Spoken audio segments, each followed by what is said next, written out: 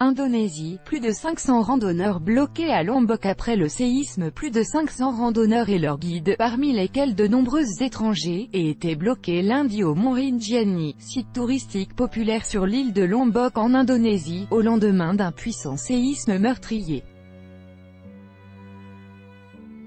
Des hélicoptères et des équipes de secours à pied ont été déployés pour évacuer les randonneurs piégés sur le mont Rinjani, un volcan prisé par les touristes pour ses sites de randonnée. Parmi eux se trouvent notamment des Français, des Allemands, des Néerlandais, des Américains ou encore des Thaïlandais, selon les autorités locales.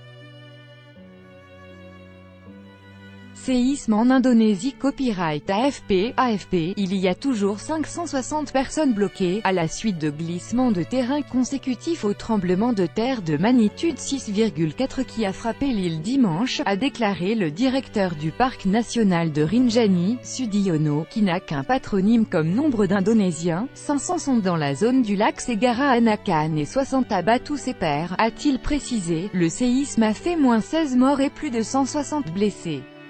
Des centaines de maisons ont été détruites, provoquant des scènes de panique, les habitants comme et les occupants des hôtels s'étant précipités à l'extérieur. La secousse a aussi été ressentie sur les petites îles de Gili, des destinations touristiques populaires au large de Lombok, ainsi qu'à Bali.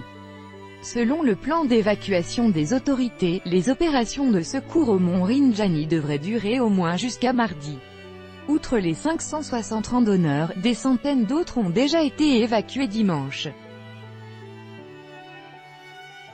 Des hélicoptères de l'armée ont largué de la nourriture et des boissons dans plusieurs endroits de la montagne, afin d'approvisionner les randonneurs bloqués. Pour les victuailles, ils peuvent encore survivre 1 ou 2 jours, a déclaré à l'AFP Agusandra Sanjaya, porte-parole de l'agence de recherche à Mataram. Aucun randonneur n'a été blessé, a-t-il assuré. Chute de pierre. Le tremblement de terre a eu lieu à 50 km au nord-est de Mataram, la principale ville de Lombok. Cette île se trouve à une centaine de km à l'est de l'île de Bali, elle aussi très touristique. Le mont Rinjani, qui culmine à 3726 mètres d'altitude, est le deuxième volcan d'Indonésie et il est très prisé pour ses sites de randonnée et magnifiques vues au sommet. Le séisme a provoqué la chute de tonnes de pierres et de boue, bloquant des randonneurs dans la montagne.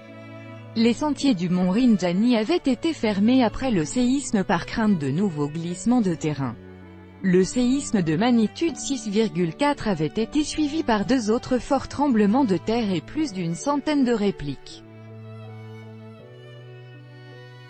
Le président indonésien, Joko Widodo, a visité lundi les zones sinistrées et promis une aide financière aux habitants qui ont perdu leur maison dans la catastrophe. Nous devons avoir à l'esprit que notre pays est sur la ceinture de feu. Les gens doivent donc être prêts pour toute catastrophe, a déclaré M. Jokowi. L'Indonésie, un archipel de 17 000 îles et îlots, se trouve sur la ceinture de feu du Pacifique, une zone de forte activité sismique. Ce pays est frappé par de nombreux séismes, mais la plupart ne sont pas dangereux. En 2004, un tsunami provoqué par un séisme sous-marin de magnitude 9,3 survenu au large de l'île de Sumatra, dans l'ouest de l'archipel, a provoqué la mort de 220 000 personnes dans les pays qui bordent l'océan Indien, dont 168 000 en Indonésie. Tout droit de reproduction et de représentation réservé. Copyright 2018, Agence France Presse.